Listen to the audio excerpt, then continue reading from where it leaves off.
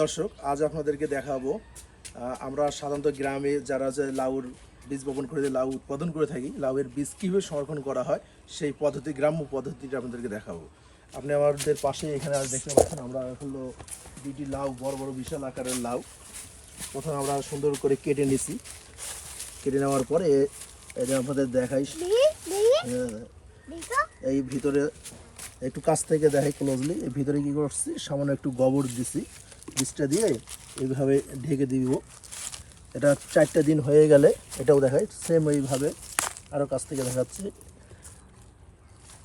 4 দিন এইভাবে আমরা রাখবো। রাখার পরে বীজটা যখন পরিপূর্ণভাবে মনে করেন যে পচে একদম ক্লিয়ার হয়ে যাবে, তখন আমরা এটা আবার এখান থেকে বের করে রোদের মধ্যে শুকায় হতে দিব। এরভাবে তারপরে প্যাকেট করে বাজারজাত করবো। যদি ভিডিওটি আপনাদের কাছে তথ্যমূলক হয়ে থাকে, ভালো লাগে, অবশ্যই আমাদের পেজটি ফলো করে পাশে থাকবেন আর ইউটিউব চ্যানেলটি সাবস্ক্রাইব করে পাশে থাকবেন। আজ এই পর্যন্তই।